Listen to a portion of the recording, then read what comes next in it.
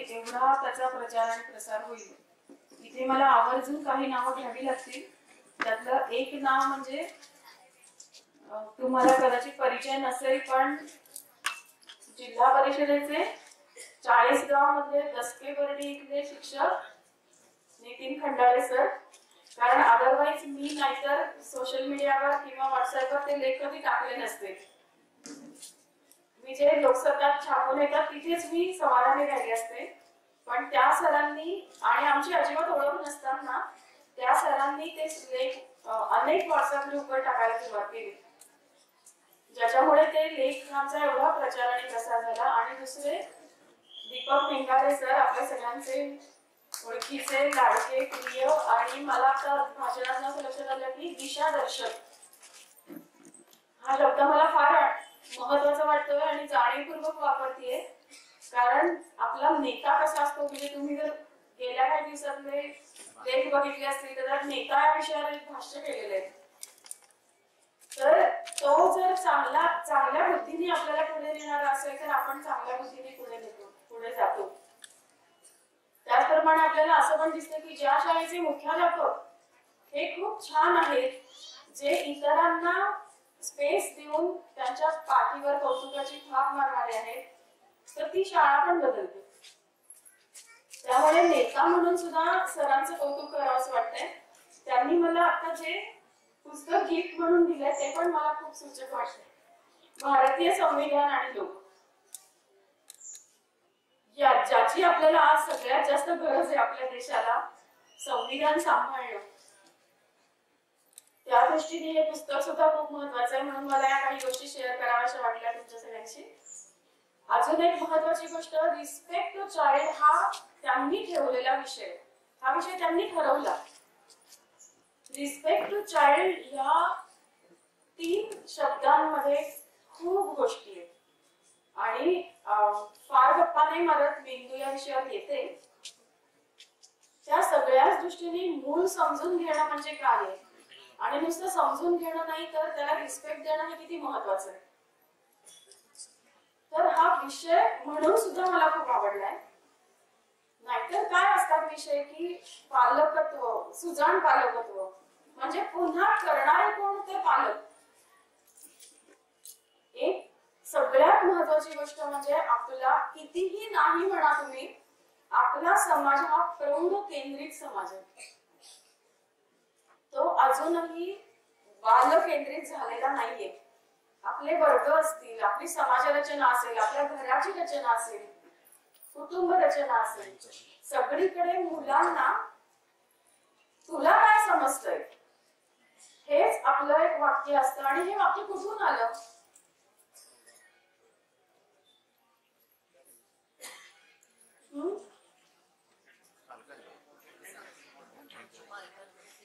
पण पालक कसे तयार झाले?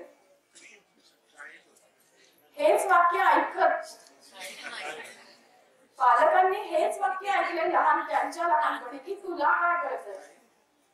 मला अत्यंत खेदाने असं म्हणावंसं वाटतंय की ते मूल खूप ओरिजिनल असतं, खूप नैसर्गिक विचार करणारं असतं.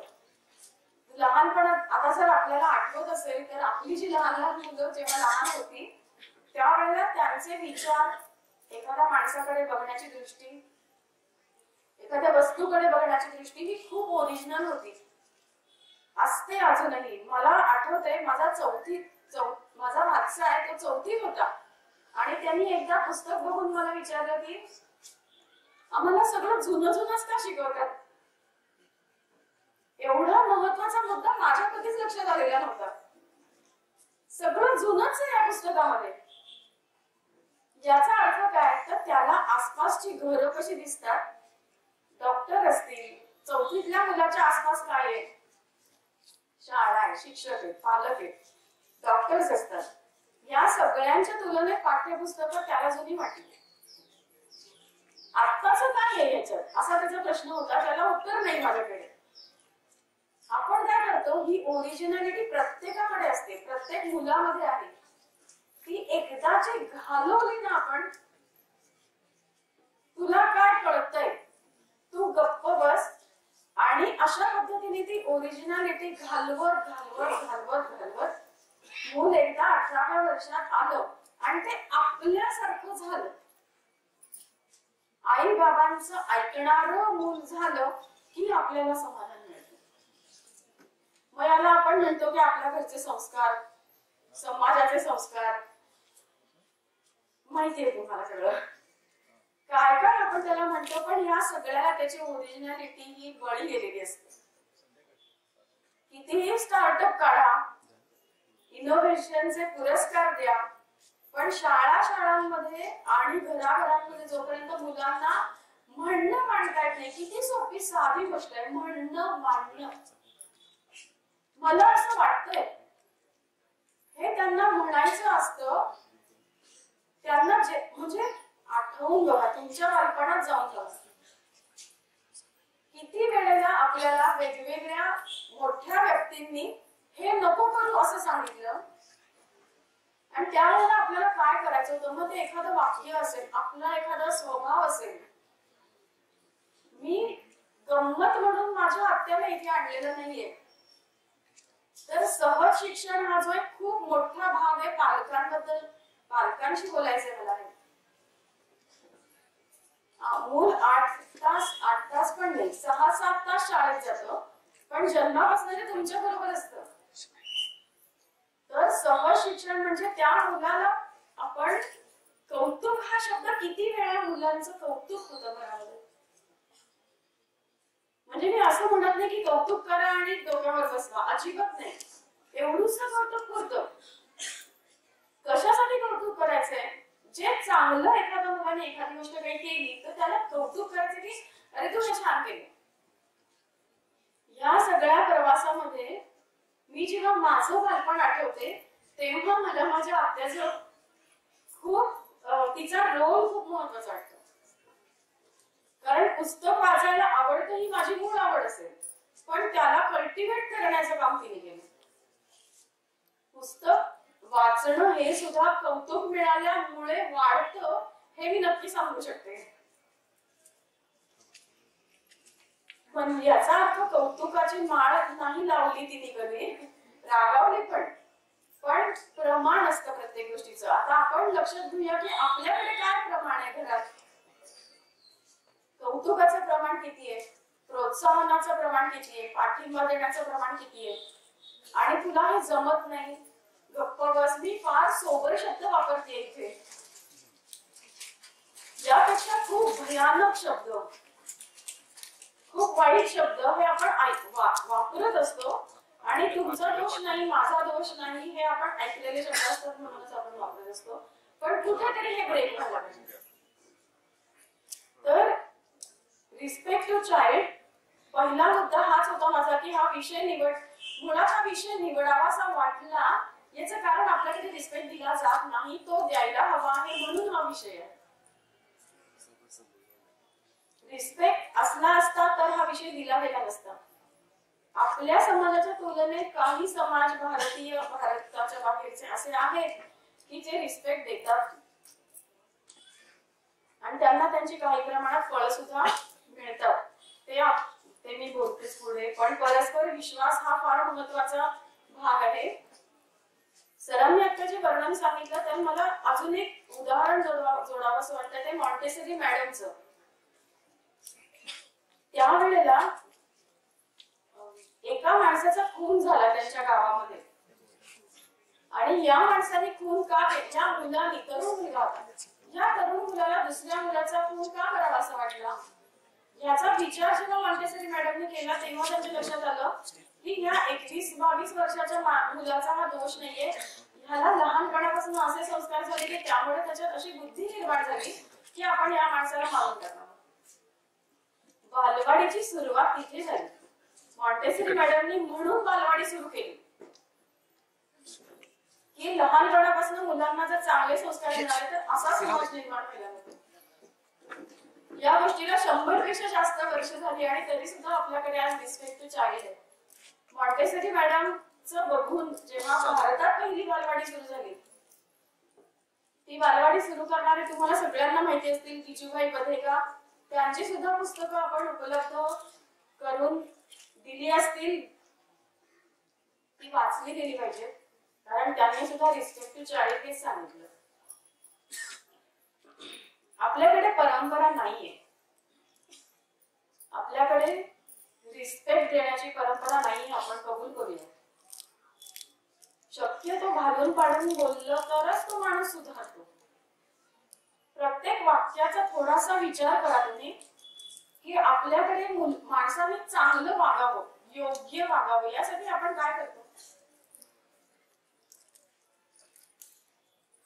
लहान असो मोठी असो, एखादी गोष्ट शिस्तीत चालवण्यासाठी काय करतो.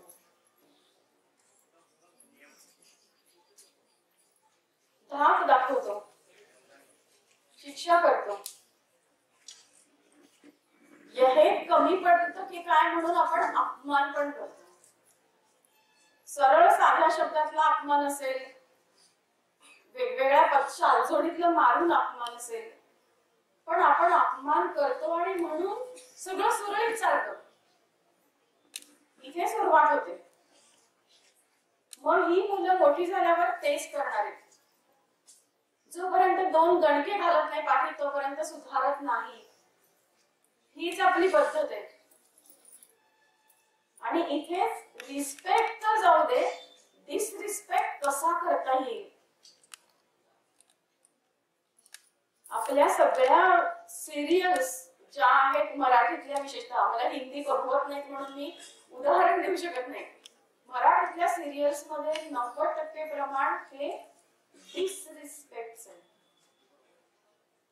प्रत्येक नात्यात डिसरिस्पेक्ट कुठलीही सिरियल घ्या दाखवला जातो. का आवडतो? चवीनी वर्षानुवर्ष मालिका चालतात का? जोपर्यंत ती हिरोईन दुःखात राहत नाही तोपर्यंत आपल्याला बरं वाटत नाही. का तर आपण तिच्याशी तादात्म्य पावलेलो असतो, आपलाही डिसरिस्पेक्ट होत असतो. तिचा होताना आपण बघतो तर आपल्याला वाटतं की आपल्या जवळचं व्यक्तिमत्व आहे. काय हे आहे, हे असं आहे. ब्रेक करायची सुरुवात करूया. आता हे रिस्पेक्ट टू चाइल्ड असं म्हणायचं असेल तर त्याचे काय मार्ग असू शकतात. आता लेखांमध्ये तुम्ही वाचलं असेल, पण तरी सुद्धा एकदा सांगावं असं वाटतंय की मेंदूची यंत्रणा, की जे बाळ 3 महिन्याचं आहे, तर 3 महिन्याची बाळ काय करतात? झोपलेली असतात. अजून काय करतात? रडतात. अजून शिक्षक बंधू भगिनींना विनंती आहे, आपण बोलतो व्हायचं आहे. हा संवाद आहे. 3 महिने ते सगळं होतं. अजून खुशीवर वळतात.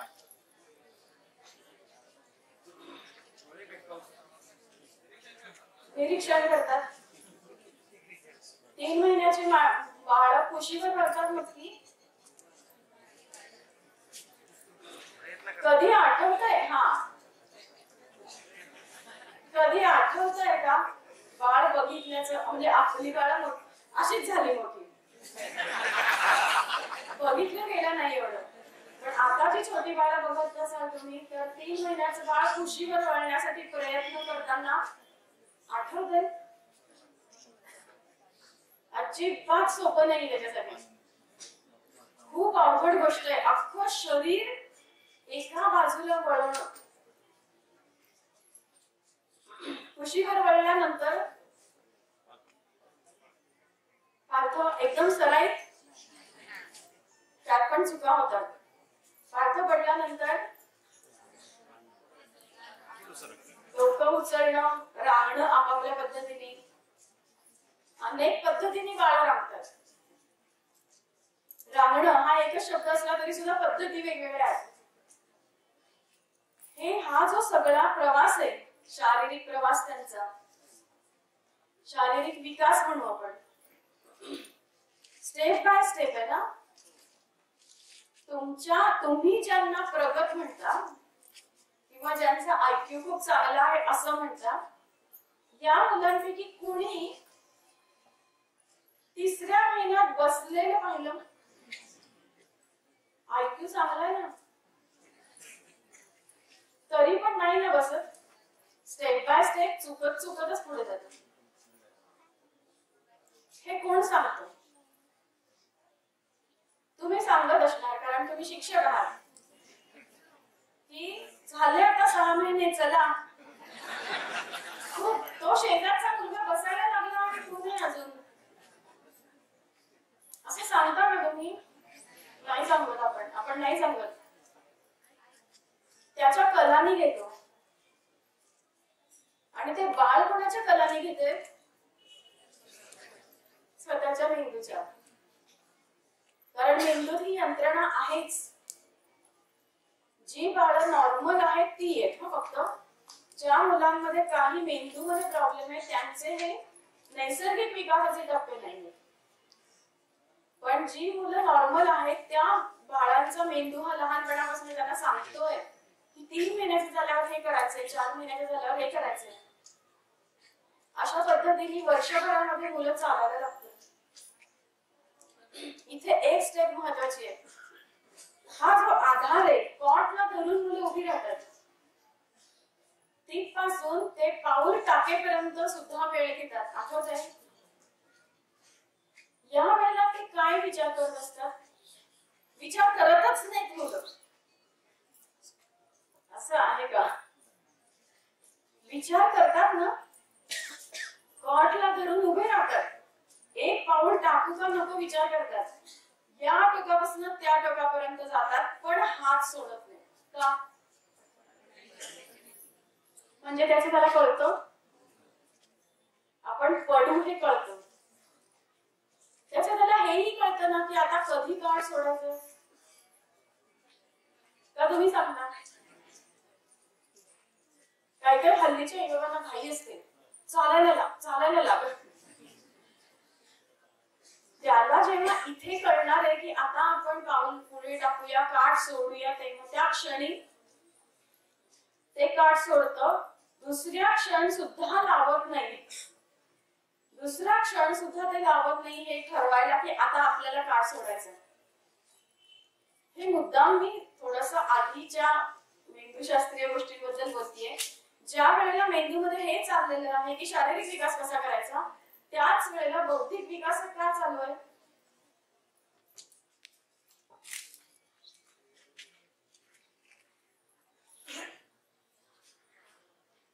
जन्मतः काय आहे बाळाला? ते झोपलेलं आहे, पण तरी सुद्धा काय चालू नाहीये. लोक काय करतात? शब्द ऐकतं, हे सांगतं. शब्द ऐकणं म्हणजे जन्मतः पहिल्या मिनिटापासून बाळ शब्द ऐकते. पंचेंद्रियांमार्फत जे जे अनुभव त्याला येतात ते सगळेच्या सगळे अनुभव इथे स्टोर होत आहेत. आता शब्दांच्या बाबतीत बोललं तर ज्या भाषा नुसत्या आपल्या घरात बोलली जाणारी एक भाषा नाही, ज्या भाषा मूल ऐकतं त्या सगळ्या भाषा मुलांना जेव्हा ते बोलतं तेव्हा बोलायला यायला लागतं. आहे अशी काही उदाहरणं तुमच्यासमोर? जन्मतः 2-3 सुद्धा भाषा म्हणतात. कारण मेंदू खूप सक्षम आहे. या इथे ब्रोका नावाचं केंद्र आहे. हे जेव्हा तयार होतं, डेव्हलपिंग स्टेजला असतं, ते जेव्हा डेव्हलप होतं त्यावेळेला जे स्टोअर केलेलं आहे पहिले 9 महिने, 10 महिने, 11 महिने जे स्टोअर शब्द झालेले आहेत तेच बोलायला मूल सुरू करतं. का तर ब्रोकास एरिया हे स्पीच प्रोडक्शन सेंटर आहे. जोपर्यंत ब्रोका सेंटर डेव्हलप होत नाही तोपर्यंत मूल बोलत नाही, ते फक्त ऐकतं, ते हुंकार देतं, तुमच्या बोलण्याला प्रतिसाद देतं. पण बोलणं तेव्हा सुरू होतं जेव्हा हा अवयव डेव्हलप होतो.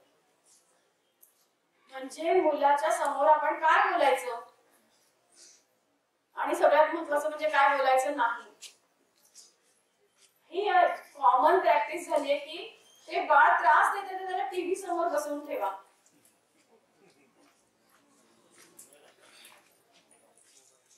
मग मूल काय ऐकतंय? तुमच्या घरातली भाषा आणि तुमचं बोलणं नाही ऐकत, टीव्हीचं बोलणं ऐकतं. मग टीव्हीवर जे असेल ते इकडे जातंय, मग तुमच्या कळत किंवा तुमच्या न कळत पण इथे सगळं सेव्ह होतंय. आणि वर्ष 2 हा पाया समजला जातो, तोपर्यंत ज्या ज्या गोष्टी इथे सेव्ह आहेत त्या कायम राहणार आहेत. आपल्या शाळेमध्ये येणारं मूल हे 6 पूर्ण असतं ना, त्याच्या आधी पहिली 2 वर्ष हे सगळं झालेलं आहे. इथे तुमचा पालक म्हणून काय सहभाग होता पहिल्या 2 वर्षात?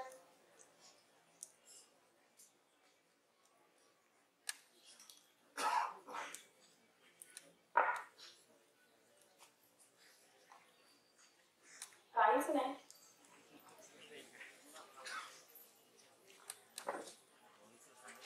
काय काय केलं तुम्ही तेव्हा त्यांच्यासाठी?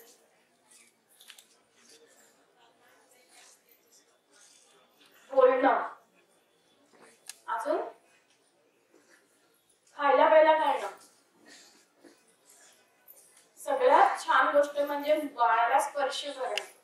पहिल्या 2 वर्षात काय कायमच स्पर्श करणं ही मेंदूसाठी अतिशय महत्वाची गोष्ट आहे. चेहरा जे बोलत नाही ते स्पर्श बोलतात, त्याचे कनेक्शन ब्रेन मध्ये होतात. त्यामुळे फक्त पुढच्या काळामध्ये तो स्पर्श सगळा निघून जाऊन फक्त माराचा स्पर्श उरतो का? तो स्पर्श सुद्धा नंतर कमी कमी होतो. मग आईचा आणि बाबांचा स्पर्श नाही मिळत. पण न्यूरॉन कनेक्शन स्पर्शामुळे खूप चांगल्या पद्धतीने होतं. त्यामुळे आई बाबा म्हणून तर स्पर्श करायलाच पाहिजे आपल्या मुलांना. तर रिस्पेक्ट टू चाइल्ड का म्हणायचं या प्रश्नाचं उत्तर हे एवढं सगळं आहे की त्यांच्यामध्ये ते मेंदूची यंत्रणा आहे, ती सक्षम आहे, ती सगळं तुमचं बोलणं ऐकती आहे, तुमचं बोलणं सेव्ह करून ठेवती आहे. तुम्ही जे जे चेहरे मुलांकडे बघून करता ते रागावणारे असो, प्रोत्साहन देणारे असो, कौतुकाचे असो, अजून काय काय तुम्हाला माहितीये, ते सगळे चेहरे सेव्ह करणारा एक स्पेशल अल्बम त्यांच्या ब्रेन मध्ये तयार आहे. मला जर विचारलं माझे शिक्षक कोण आणि तुला कोणते शिक्षक आवडत होते लहानपणी, तर माझा अल्बम तयार आहे ना. तुमच्यापैकी प्रत्येकाचा तयार आहे. कुठले शिक्षक आवडते होते, कुठले नावडते होते. मला माझ्या लहानपणीचं सांगावंच वाटतं, एकच शिक्षिका अतिशय आवडायच्या मला, खरोखर, की ज्या मला नाव घेऊन हाक मारायच्या. नाही तर आमच्या शाळेमध्ये आडनावांनी हाक मारायची पद्धत होती. ज्या शिक्षिका नाव घेऊन हाक मारायच्या त्या सगळ्यांना जास्त आवडायच्या. हे काय आहे? हे कनेक्शन आहे. हे कनेक्शन आपण जर तयार करू शकलो आपल्या मुलांमध्ये, आता तर सध्या असं होतंय की आपल्या स्वतःच्या मुलांमध्ये सुद्धा तयार करू का नाही असं वाटतंय. मुलं आपल्या वर्गातली तेव्हा शिकतील जेव्हा आपला कनेक्ट असेल. जेव्हा कोणी विचारेल त्यांना मोठं झाल्यावर की तुला कुठले शिक्षक आवडत होते, तेव्हा आपलं ना गुड बुक्स मध्ये किंवा बॅड बुक्स मध्ये ही जबाबदारी आता पहिल्या क्षणापासून आपली. त्यामुळे रिस्पेक्ट हा दोन्हीकडनं आहे. आपण त्यांना रिस्पेक्ट करू तर आपल्याला रिस्पेक्ट मिळण्याची थोडीफार शक्यता आहे, कारण पिढी बदलली आपल्याला माहितीये. त्या विषयावर येतेच आहे मी. इथे 2 लोकांची मला नावं घ्यावीशी वाटतात. एक म्हणजे विनोबा, ज्यांनी असं लिहिलंय की माणूस कायम पूर्ण अवस्थेत असतो. थोडी टर्म समजून घ्यायला अवघड आहे, पण थोडं वाचलं तर कळेल. एवढं आता नाही सांगू शकणार मी. पण उदाहरणार्थ काय, तर वयवर्ष 2चा मुलगा आहे, वयवर्ष 6चा मुलगा आहे, तर तो मोठा होतोय, ऍडल्टहुड कडे चाललाय, पण तरीही 2 वर्षाला जी आवश्यक कौशल्य आहेत त्या दृष्टीने तो परिपूर्ण आहे का? असेल तर त्याच्याकडनं 2 वर्षाला 3 वर्षाच्या मुलाच्या अपेक्षा करायच्या नाही. आणि विनोबांनी जे लिहून ठेवलंय त्याला पुष्टी देणारा अजून एक आपल्या सगळ्यांच्या कदाचित ओळखीचे असतील स्विस मानसशास्त्रज्ञ पियाजे यांनी पण 4 स्टेजेस इतक्या सुंदर सांगून ठेवलेले आहेत की ह्या स्टेजेस आहेत की मूल लहान म्हणजे काय, या वयात मूल हे करणार, त्याच्यानंतर पुढच्या वयात गेल्यावरच त्याला ती यंत्रणा येणार आहे मेंदूची की ज्यामुळे त्या पुढचं काही स्टेप करतील. एक मी फक्त प्रयोग सांगते. एका वयोगटातल्या मुलांना त्यांनी समजा 2 काचेचे ग्लास समोर ठेवले, एक काचे आणि दोन्ही मध्ये त्यांनी वेगवेगळ्या लेवल मध्ये पाणी ठेवलं आणि त्यांनी हे विचारलं की कुठल्या ग्लास मध्ये जास्त पाणी येते सांग. ग्लासचं प्रमाण पण, ग्लासचा साईज पण कमी जास्त होता. तर लहान जी मुलं आहेत ती मोठ्या ग्लास मध्ये जास्त पाणी आहे असंच सांगतात, पाणी तेच असतं. पण हीच मुलं त्यांना काही न शिकवता जेव्हा मोठी होतात म्हणजे त्यांचं लॉजिकल थिंकिंग वाढतं, त्यावेळेला मात्र तीच मुलं ह्यात कमी पाणी आहे असं सांगतात किंवा सेम पाणी दोन्ही आहेत असं सांगतात. ह्याचं कारण काय तर वयोपरत्वे मुलांचा विकास होत असतो, त्यांचं लॉजिकल थिंकिंग वाढत असतं. त्यामुळे रिस्पेक्ट टू चाइल्ड का करायचं त्याचं कारण अशा पद्धतीने शास्त्रीय आहे. हे केलं नाही तर काय होईल, मुलांना रिस्पेक्ट दिलाच नाही तर काय होईल. आज आपण बघतोय ज्या घटना घडतायत आसपास आपल्या, विशेषतः तरुण पिढीकडनं ज्या घटना घडतायत त्याच्याकडून त्या बघितल्या तर आपल्याला कळू शकतो की जर रिस्पेक्ट दिला नाही, आता सरांनी सांगितलं मी परत नाही बोलत, एक अराजक समाज हा निर्माण होण्याची खूप जास्त शक्यता आहे. टीनेज ब्रेन हा पुन्हा वेगळा आहे. लहानपणापासून आपण मुलांना ज्या पद्धतीने वागवतो त्याच्या पूर्ण उलट वागण्याची क्षमता टीनेज मध्ये असते. पण याचा अर्थ असा नाहीये की टीनेज मधली मुलं अशी वागतात म्हणजे ती वायाच गेली. त्यांचा ब्रेन त्यांना काही वेगळ्या गोष्टी सांगत असतो. त्यांचा फ्रंटल लोब हा जो आहे हा विकसित होत असतो आणि तो लोब त्यांना असं सांगत असतो की तू आता मोठा झालायस किंवा तू आता मोठी झाली आहेस आणि म्हणून त्यांना थोडीशी बंडखोरी करावीशी वाटते. पण ही बंडखोरीला आपण प्रत्युत्तर जर रागानेच दिलं, खूप घरांमध्ये असं घडतं की तू माझ्या उद्धट बोलतोस तर तू घरातनं बाहेर निघून जा, किंवा असंही आई बाबा बोलतात की तू आलाच कसा माझ्या घरात, तू जन्मच कसा घेतला, असा कसा तू. एवढं टोकाचं बोलण्याचं कारण असतं त्याचा ब्रेन, खरंच सांगते मी तुम्हाला, आत्म वेगळं बोलतोय, तो वेगळ्या पद्धतीने सांगतोय. टीनेजर्सच्या मनात हे पुस्तक आहे माझं एक, त्याच्यामध्ये एक फार विस्ताराने सांगितलेलं आहे मी की तो फ्रंटल लोब आहे तो सांगतोय की आता तो मोठा झाला आणि त्यांना पण मोठा व्हावंसं वाटतंय. पण मी जशी सुरुवात केली तसं मी सांगतो तसं वाग, मी सांगतो तसं कर. इथे आपण त्या गोष्टी एकच फक्त शेवटचं सांगते की रस्त्यावरची हाणामारी असते ना, कोणीच ऐकत नाही, ऐकून घेण्याची कोणाचीच तयारी नसते. ते वातावरण घरात आम्ही ऐकून घेतो, तू बोल, तुझं बोलून झाल्यावर तू माझं ऐकायचंस, असं जर परस्पर संवाद तयार झाला तर अशी मुलं बिघडतील असं वाटत नाही मला.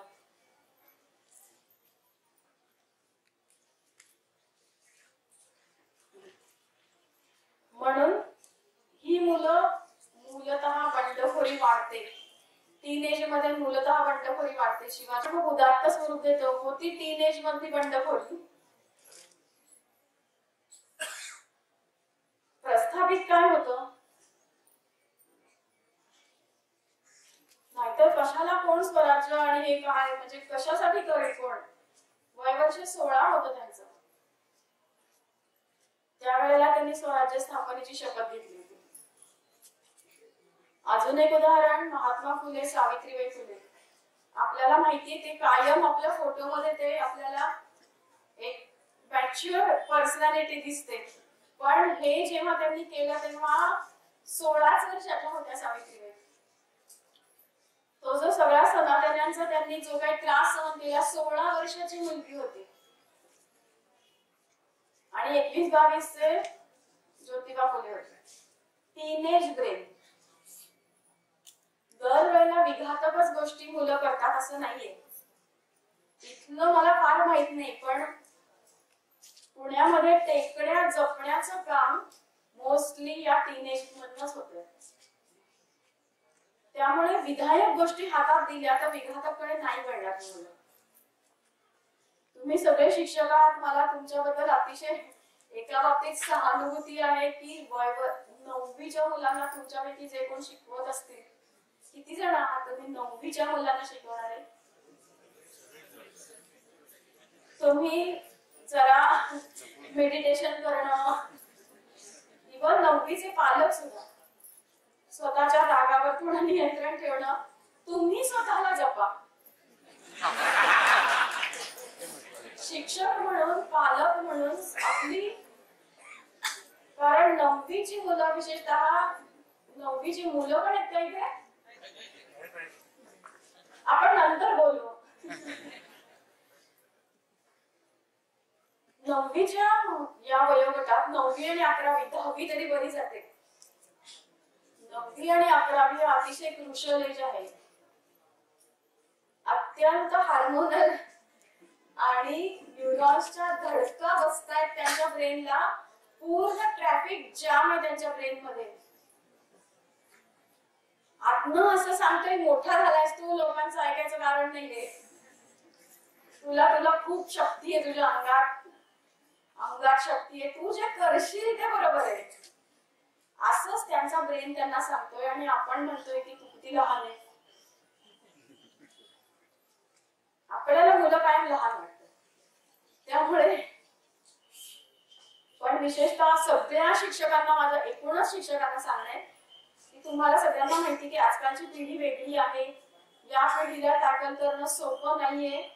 तर सगळ्या शिक्षकांना हे सांगणं. आता या निमित्ताने मी आता विषय निघाला इथेच सांगून टाकते.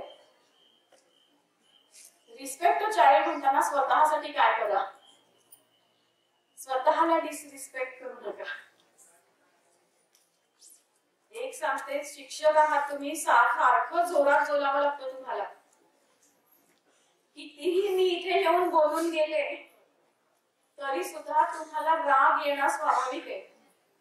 ज्या वयोगटाला आणि ज्या पद्धतीने मुलं पण तुमच्याशी वागतात त्याला तुम्हाला स्वतःला सांभाळायचंय. एकच सांगते मी, हा ब्रेन आहे आपला. समजा की हा आपला ब्रेन आहे. 3 स्तर आहे. हे लिहिलेलं आहे मी, नंतर वाचा तुम्ही. तुम्ही जेव्हा शिकवता त्यावेळेला कॉग्निशन सेंटर, आकलन, भाषा, गणित, काय तुमचे शाळेतले विषय असतील ते सगळे विषय, या सगळ्यांची सेंटर्स ही वरच्या भागामध्ये आहेत. आउटर लेअर मध्ये सगळ्याची सेंटर्स आहेत. त्यानंतर मधल्या भागामध्ये लिम्बिक सिस्टीम आहे, म्हणजे भावनांची केंद्र आहेत. आणि त्याच्या खालच्या भागामध्ये रेप्टाईल ब्रेन, ज्याला म्हणतात फाईट और फ्लाइट, स्वतःचं अस्तित्व जपणं, ही केंद्र खाली आहेत सगळ्यात मेंदूचा विचार करताना. आता ह्याचं कारण म्हणजे उत्क्रांती, हे याच्या मागचं कारण आहे. उत्क्रांतीच्या काळामध्ये हा जो रेप्टाईल म्हणजे सरपटणाऱ्या प्राण्यांचा जो ब्रेन आहे तो सगळ्यात आधी डेव्हलप झाला. त्यानंतर सस्तन प्राण्यांचा डेव्हलप झाला की ज्याच्यावरचाच लेअर तो आहे. इथे पहिल्यांदा प्रेम जन्माला आलं. रेप्टाइल्स मध्ये प्रेम भावना नाहीये. मासा किंवा साप हे जे सरपटणारे प्राणी आहेत ते अंडी घालतात सुरक्षित ठिकाणी, पण पिल्ल व्हायची वाट बघत नाहीत किंवा त्या पिल्लांचा आजन्म सांभाळ करत नाहीत. तिथे ते प्रेम करत नाहीत मुलांवर. आपल्या प्रेम कोण करतं? सस्तन प्राणी करतात. मांजर, कुत्रे, माकड, आपल्याला माहितीये, सांभाळून सांभाळून त्यांना संरक्षण पण करतात. त्यांना चाटणं, मांजर चाटते, ती 7 ठिकाणी त्यांना फिरवते, हे सगळं संरक्षणासाठी करते. जगातलं सगळ्यात पहिलं प्रेम म्हणजे आई आणि मुलातलं प्रेम. ही जे लिम्बिक सिस्टीम तयार झाली इथे म्हणून तयार झाली. या लिम्बिक सिस्टीम वर म्हणजे दक्षिण आफ्रिकेतली एक टोळी एप्स जातीची, त्या जातीच्या खाण्यामध्ये उच्च दर्जाचे प्रोटीन्स आले आणि म्हणून हा वरचा आपला लेअर तयार झालाय माणसाचा ब्रेन. म्हणून आपल्यामध्ये भाषा चांगल्या प्रकारे विकसित आहे, प्राण्यांमध्ये पण आहे, पण म्हणून ते पुस्तक लिहित नाही. कम्युनिकेशन साठी त्यांच्याकडे भाषा आहे, पण त्याच्यात ते समीक्षा विवीक्षा करायला जात नाही. तर थोडक्यात फरक हा आहे. संगीत, चित्रकला, शिल्पकला, कम्युनिकेशन सगळ्याची सेंटर्स वरच्या भागामध्ये आहेत. आता हे सगळं सांगण्याचं कारण आपल्याशी रोजच्या निगडीच्या गोष्टी आहेत. आपल्या मेंदूतला जो रक्तप्रवाह, शरीरातला रक्तप्रवाह आणि मेंदूतला रक्तप्रवाह असा फिरत असतो सारखा. तुम्ही जेव्हा वर्गात शिकवताय किंवा शाळेत मुलांना शिकवताय त्यावेळेला या वरच्या भागामध्ये रक्तप्रवाह असण्याची गरज आहे, आकलनासाठी किंवा स्मरणशक्तीसाठी, दोन्हीसाठी. इथे रक्तप्रवाह हवा आपला आणि तो असतो. मुलं जेव्हा वर्गात येतात किंवा मुलांचं उदाहरण आपण आपल्या शासनाने शिक्षा हद्दपार केली आहे म्हणून आपण मुलांचं उदाहरण इथे घेत नाही आहोत. आपण घरातलं उदाहरण घेऊया. समजा तुम्ही मुलांचा अभ्यास घेताय, आपल्या गणित शिकवताय किंवा एखादा विषय शिकवताय, तर या वरच्या आउटर लेअर मध्ये आपला रक्तप्रवाह असायला हवा. तरच तुम्ही चांगलं शिकवाल आणि मुलांना चांगलं समजेल, कारण कॉग्निशन सेंटर वर आहे. पण शिकवता शिकवता अशी वेळ येते की मुलाला काही समजतच नाहीये. किती वेळा सांगितलं तरी समजत नाही. मग अशा वेळेला काय होतं?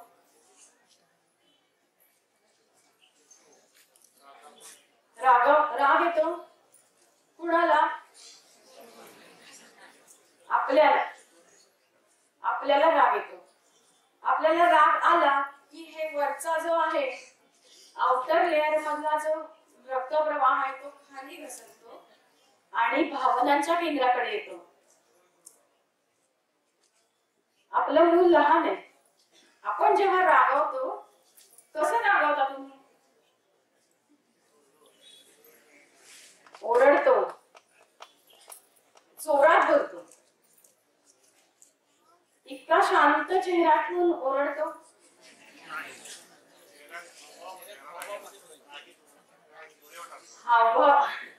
हावभावात बदल होतो, डोळे वटारले जातात, चेहरा लाल होतो, चेहरा गोड दिसत नाही. तुम्ही कितीही सुंदर असाल, रागावल्यावर चेहरा गोड दिसत नाही, तो फक्त सिनेमात.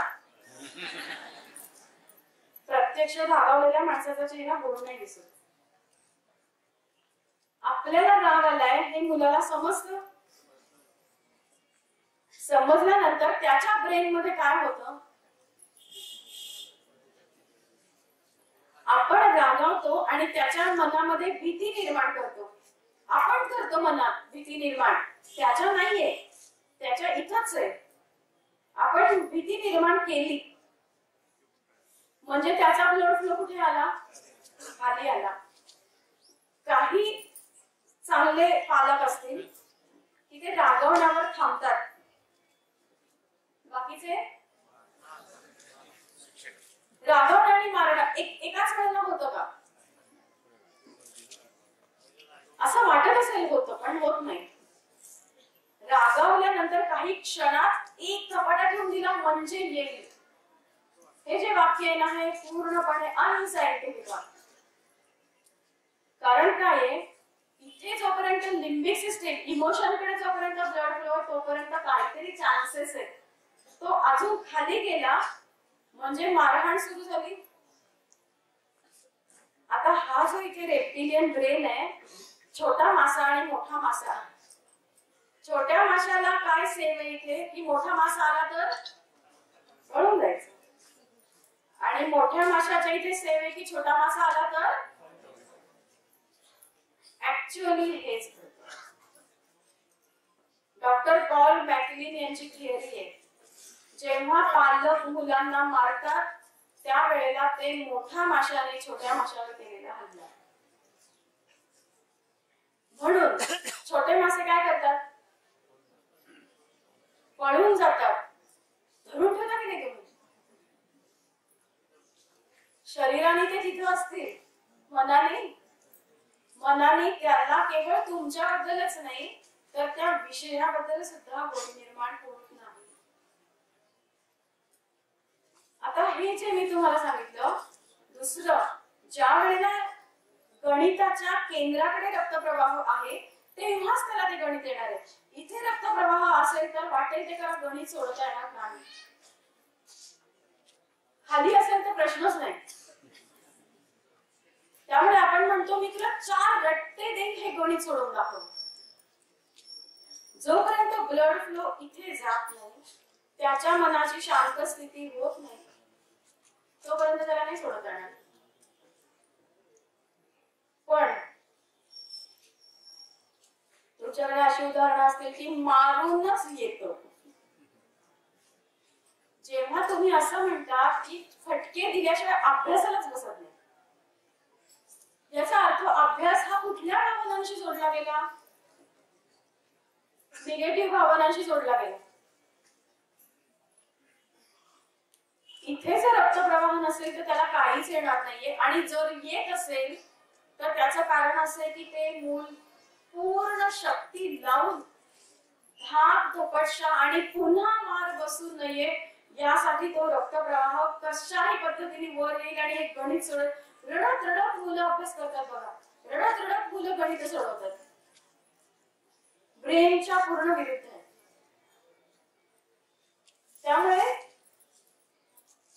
आता ह्याचा साधा आपल्या मी जे सुरुवात केली होती की शिक्षक म्हणून स्वतःला कसं सांभाळा, हे जे मुलाचं सांगितलं मी की मुलांना असं घडलं सगळं ब्रेन मध्ये, तुमच्या ब्रेन मध्ये काय घडलं? तुम्ही रागावला, तुम्ही मारतात म्हणजे शांतपणे मी एक फटका ठेवून दिला असं होत नाही ना. तुम्ही पण रागावता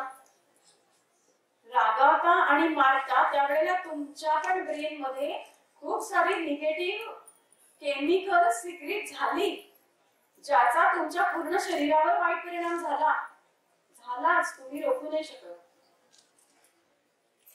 कदाचित लेखामध्ये वाचलं असेल, नाही जुलै नंतर काय मला आठवत नाही, कॉर्टिसॉल नावाचं जे रसायन आहे की जे ताणकारक रसायन आहे, ते फक्त मुलांच्या नाही तुमच्याही ब्रेनमध्ये तयार झालं.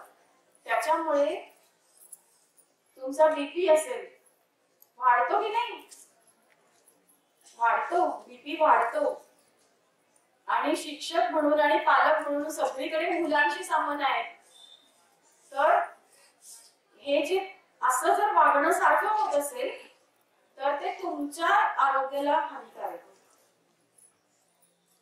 मुलं सुधारतात का नाही हा प्रश्न वेगळा आहे.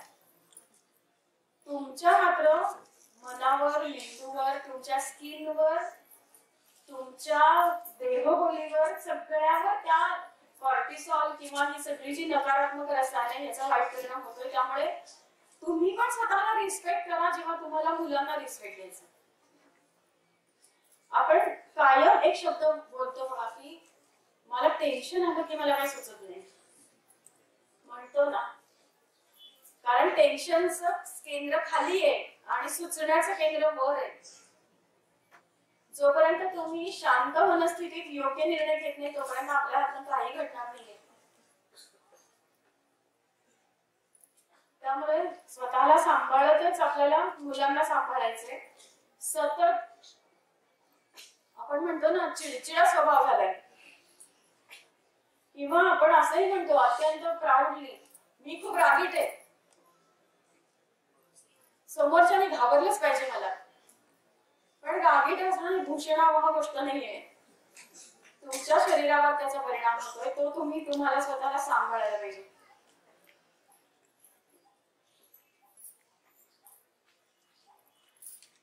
पण मग हे अवघड गोष्टी करायच्या कशा? एक तर स्वतःचा ब्रेन सांभाळा, त्यांचा ब्रेन सांभाळा. मुलांच्या इंटेलिजन्सवर विश्वास ठेवणं फार आवश्यक आहे. 8 प्रकार प्रकारची इंटेलिजन्सेस ती तुम्ही याच्यात बघितली असतील लेखांमध्ये. आता इथे शिक्षकच सगळे आहेत आणि शिक्षण विभागाबद्दल तर अगदी आवर्जून मला एक गोष्ट अधिकारी वर्गाला विशेषतः सांगायची की अच्युत गोडबोलेंच्या पुस्तकात पण हे लिहिलेलं आहे मनात मध्ये की आयक्यू टेस्ट जेव्हा, आता ही गोष्ट सांगते तुम्हाला रिलॅक्स व्हा,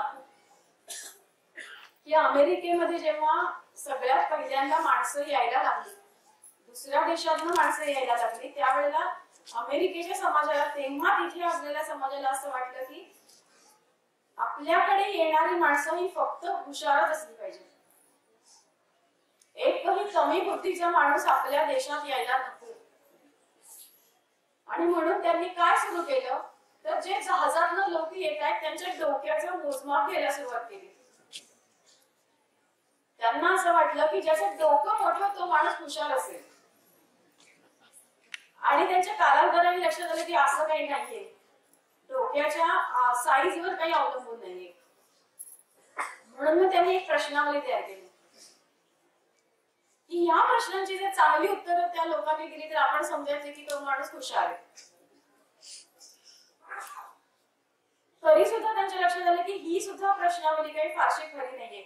म्हणून त्यांनी प्रश्नावल्या डेव्हलप केल्या, वेगवेगळ्या पद्धतीने डेव्हलप केल्या. त्या प्रश्नावल्या म्हणजे आयक्यू टेस्ट. ही आयक्यू टेस्ट ठरवते की हुशार कोण आहे. या आयक्यू टेस्टचा प्रभाव जगभर इतका चांगला पडला की त्यामुळे लोकांना वाटलं की अरे हे फार भारी आहे, हे हुशार कोण आहे आपल्याला आधीच कळतं. आणि म्हणून अनेक देशांच्या एज्युकेशनल सिस्टीम या आयक्यू टेस्टवर आधारित झाल्या आणि आपली सिस्टीम पण त्याच्यावरच आधारित आहे. तुमच्यापैकी कोणी जर वाचलं असेल तर ब्रिटिशांच्या काळामध्ये ब्युटिफुल ट्री नावाचं एक पुस्तक लिहिलं गेलं आणि त्यामध्ये आपली इथली शिक्षण व्यवस्था कशी होती हे सगळं त्याच्यामध्ये लिहिलेलं आहे की एक जो काही समाज आहे त्या समाजाला आधारित शिक्षण तेव्हा दिलं जायचं. आता अशा त्या समाजात आपल्याला त्यांना इंग्लिश पद्धती आणायची होती. त्यामुळे त्यांनी हे सगळे बदल आपल्याकडे केले ते तुम्हाला माहिती आहे. पण ती जी सिस्टीम होती ती सिस्टीम अतिशय आपला जो समाज आहे त्या समाजाला खूप चांगली अशी ती सिस्टीम होती. ज्या वेळेला ही सुरुवात झाली आपल्याकडे एज्युकेशन सिस्टीम बदलली, ती भाषा आणि गणित यावर आधारित झाली. कारण आयक्यू टेस्ट मध्ये काय तपासलं जातं तर भाषा तपासली जाते आणि गणित किंवा लॉजिक, गणित आणि लॉजिक हे तपासले जाते. मग आपल्या एज्युकेशन सिस्टीम मध्ये काय काय आलं, काय काय आहे. एक भाषा आहे, मग ती मराठी, इंग्लिश, कन्नड, संस्कृत, उर्दू या सगळ्या भाषा आहेत. इतिहास, भूगोल, राज्यशास्त्र, अर्थशास्त्र, नागरिकशास्त्र हे काय आहे, याही भाषाच आहेत. भाषाच आहे. आपली पूर्ण एज्युकेशन सिस्टीम ही एकतर भाषा आहे किंवा गणित आहे. उरले कोणते विषय? गणित आणि विज्ञान. गणित, प्लेन गणित आणि विज्ञानात गणित आणि लॉजिक दोन गोष्टी आहेत. म्हणजे आपण मुलांना शिक्षण देतो असं जे म्हणतो ते या दोन बुद्धिमत्तांचं शिक्षण देतो. आणि आता रिसेंटली डॉक्टर हॉवर्ड गार्टनर यांनी जो सिद्धांत मांडलाय त्यांनी सांगितलं माणसाच्या ब्रेनमध्ये 8 प्रकारच्या बुद्धिमत्ता आहेत. त्या बुद्धिमत्तांमध्ये मी जस्ट नाव सांगते. निसर्ग विषयक एक बुद्धिमत्ता आहे. उदाहरण सलीम अली, पक्षी निरीक्षक सलीम अली. डिस्कव्हरी चॅनल लावल्यावर जी माणसं समोर दिसतात ती सगळी नॅचरलिस्टिक इंटेलिजन्सची असतात. संगीत विषयक बुद्धिमत्ता त्यांनी एक मानली. आंतरव्यक्ती, आणि व्यक्ती अंतर्गत ह्या अजून 2 बुद्धिमत्ता मानल्या. शरीर विषयक ही अजून एक बुद्धिमत्ता मानली. चित्रकला आणि इंजिनिअरिंग याच्यासाठी आवश्यक असलेली दृश्यावकाशीय ही एक बुद्धिमत्ता मानली. आणि पूर्ण अभ्यास करून झालाय 2च बुद्धिमत्तांना संधी देतोय, इतर 6च्या 6 बुद्धिमत्तांना आपण संधी देत नाही. आपण वर्षातनं एक ट्रिप न्यायचो, आता ती पण बंद केली ना. नियम अटींनी ती बंद झाली. निसर्ग विषयक बुद्धिमत्ता मुलांमध्ये आहे हे आपल्याला कळणार कसं? मग आपल्या वर्गामध्ये जो कोणी सलीमली बसला असेल त्याला नाही आपल्या बुद्धिमत्ता, आपल्या शिक्षण व्यवस्थेत स्थानच नाही. आपण नाही सचिन तेंडुलकर धोनीचे मार्क विचारायला जात का? तर त्यांच्या शरीर विषयक बुद्धिमत्ता आहे. चित्रकला बंद झाली, संगीत बंद झालं, एक एक बुद्धिमत्ता बंद करत चाललोय आपण. आणि आपण प्रगत आणि अप्रगत कशाच्या जोरावर ठरवतोय? 2 बुद्धिमत्तांच्या जोरावर. ज्याचं भाषा आणि गणित चांगलं ते कायम हो तुकडीत, कायम त्यांचे पहिले 3 नंबर. बाकीच्यांचं काय? या सगळ्याचं मूल्यमापन व्हायला हवं. आपणच न्याय देत नाहीत मुलांच्या ब्रेनला आणि त्यांच्याकडनं म्हणतोय की 100% प्रगत पाहिजे. अप्रगत वर्गात राहता कामा नाहीये. लेखन वाचन ही छोटी गोष्ट आहे.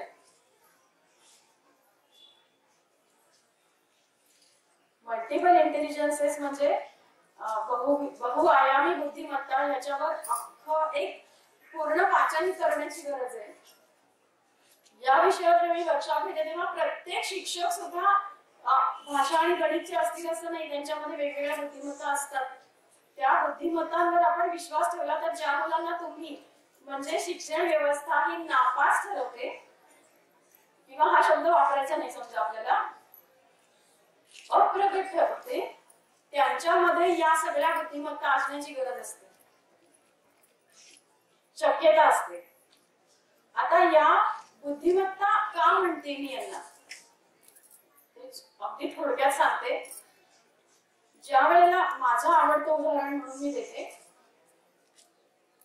ज्या वेळेला समोरनं एखादा बॉलर येणार आहे बॉलिंग करायला, बॅट्समनच्या हातात बॅट आहे, त्यावेळेला तो त्याचा हात डिसिजन घेत नाही की हा बॉल कुठे टाकायचा. इथे डिसिजन होतो. नुसता माणूस दांडगट आहे म्हणून तो प्लेअर होत नाही, त्याला बुद्धीने विचार करावा लागतो की हा खेळ कसा खेळायचा. मग त्याच्यात पी.व्ही. सिंधू घ्या, त्याच्यात मेरी कोम घ्या, त्याच्यात सानिया मिर्झा घ्या, बुद्धीने जे विचार करतात ते प्लेअर म्हणून पुढे जातात. तसंच उदाहरण गायनाच्या बाबतीत, वादनाच्या बाबतीत.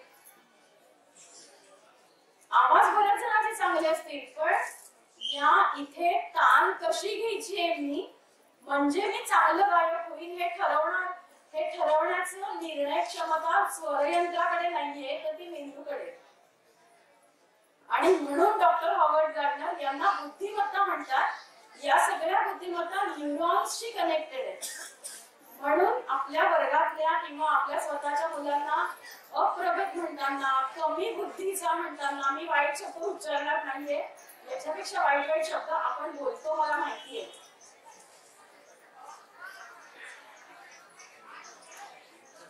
दहावी पास झाल्यावर आपण त्यांच्या हातात प्रगती पुस्तक देतो की तुला भाषा आणि गणितात किती टक्के मार्क, पण तुझ्यात काय आहे हे आपण अजून आपली सिस्टीम सांगत नाहीये. शिक्षक म्हणून पण नाही, जाऊ दे पालक म्हणून सुद्धा नाही. पालक म्हणून सुद्धा आपण फक्त मार्कांच्याच मागे लागलेलो आहे. आणि इथे आता तुम्ही विचार करा की माझा इंटेलिजन्स समजा खेळाचा आहे, चित्रकलेचा आहे, किंवा असं पानं फुलं गोळा करण्याचं आहे. मूल कुठलीही गोष्ट उगाचच नाही करत, त्याच्यामध्ये काहीतरी असतं म्हणूनच मूल ती गोष्ट करत असतं. तुमच्यापैकी प्रत्येकाला जर मी इथे बोलावलं तर प्रत्येक जण सांगेल की माझ्या वर्गातल्या मुलामध्ये मार्क ह्याला कमी पडतात, पण अमुक खूप छान करतात. तर ही फक्त त्यांचा आवड नाहीये, ही फक्त त्यांचा स्वभाव नाहीये, हा त्यांचा छंद नाहीये, तर इथे त्यांची बुद्धिमत्ता आहे, न्यूरॉनशी कनेक्टेड आहे. एवढं जरी तुम्ही आज अगदी आपल्या भाषण संपलं एवढं जरी तुम्ही हे समजून घेतलं की अप्रगत आणि अप्रगत असं मेंदूने काहीच नाहीये. मेंदूने कुठलाही मेंदू हा अप्रगत ठेवलेला नाहीये. कोणत्या ना कोणत्या तरी गोष्टी त्याच्यात भरून पाठवलेल्या आहेत. त्याला ओळखण्याचं काम जरी आपण केलं तरी त्याच्या पुढे मशागत करण्याचं काम मूल आपल्याकडे करेल. या संदर्भात काही प्रश्न असतील तर आपल्याला वेळ असेल तर आपण घेऊ शकतो. एका शिक्षकांचं उदाहरण सांगते. एक शिक्षकांनी अशाच एका वर्कशॉप मध्ये त्यांचं स्वतःचं उदाहरण सांगितलं की 5वी 6वी मध्ये असताना ते जिथे राहतात त्या गावामध्ये एकच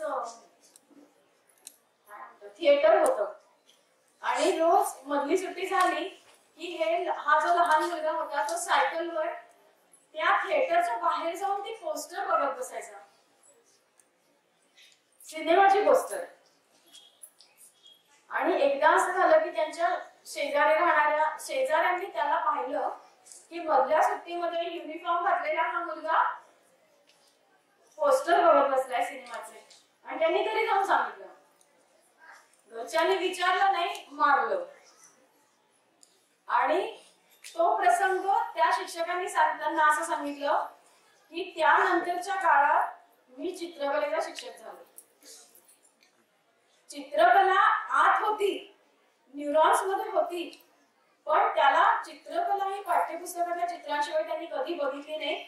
ज्या क्षणी त्यांना चित्र दिसली तर ते चित्रांचं ऑब्झर्वेशन करायला जायचे. पण शेजाऱ्यांना आणि पालकांना वाटलं की सिनेमाची पोस्टर बघतो.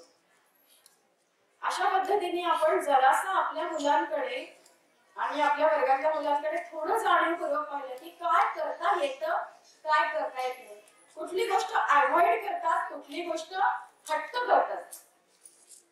ज्या गोष्टींचा मुलं हट्ट करतात ती इथे कनेक्टेड आहे म्हणूनच हट्ट करतात. आणि हटके मुलांना आपण स्थान दिलं पाहिजे. हे पटलंय का? नाहीतर आउट ऑफ द बॉक्स जाणारे हे फार किती झगडतात. आपण म्हणजे माझी ना अशी खूप इच्छा आहे. आता मला तुम्हाला सांगायचं होतं की न्यूरॉन्स ऍक्टिव्हिटी आणि रिसर्च सेंटर सुरू केलं मी पुण्यात. आणि इंडियन चिल्ड्रनचा डेटा तयार करायचा आपल्याला सगळ्यांना मिळून. सगळे रिसर्चेस हे भारताबाहेर होतात, त्यांचे रिसर्चेस आपण वापरतोय आता. कारण का म्हणजे हे का करायचंय? बाहेरचे कोणतेही देश घेतले तर एक धर्म, एक भाषा, एक संस्कृती आहे. आणि आपल्याकडेच असं आहे की विविधता आहे. मग ती जातींची, धर्मांची, भाषांची, संस्कृतींची, चालीरीती काय सगळी विविधता जी आहे ना ती आपल्याकडे. आपले जे ब्रेन आहेत भारतीयांचे हे इतर सगळ्या देशातल्या ब्रेन पेक्षा नक्की वेगळे असणार. कारण लहानपणापासून आपण फार वेगळ्या संस्कृतीत वाढलोय.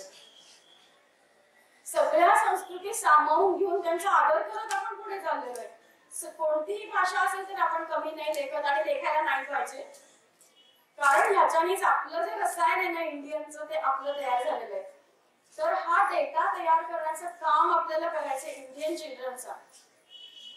त्यामुळे तुम्ही जे म्हटला मगाशी ते काम आपण मिळून करूच शकतो. पण त्याचबरोबर आपल्या बुद्धिमत्ता, हॉवर्ड गार्डनर अमेरिकन त्यांनी खूप सुंदर सिद्धांत मांडलाय. पण आपण आपल्या गोष्टी जेव्हा त्यात ऍड करू तेव्हा या इंटरनॅशनल एज्युकेशन सिस्टीम मध्ये नक्की आपली भर पडलेली असेल. त्यामुळे मला अशा सगळ्या गोष्टी बोलायच्या होत्या तुमच्या बरोबर येऊन, जेव्हा मला हा रिस्पेक्टिव्ह चाळी विषय दिला. कदाचित फार वेळ बोलली असेल मी, पण असं वाटलं की या काही गोष्टी शेअर कराव्यात. हे आता जे बोलले हे फक्त हिमनगाचे टोकच आहे. अजून खूप आहे बोलण्यासारखं. तुमचे प्रत्येकाचे प्रश्न सोडवण्यात आणि प्रत्येक मुलाचे प्रश्न सोडवण्यात सुद्धा मला इंटरेस्ट असतो. पण आता हे एवढं बोलून मी थांबते. काही प्रश्न असतील तर मात्र घेऊया.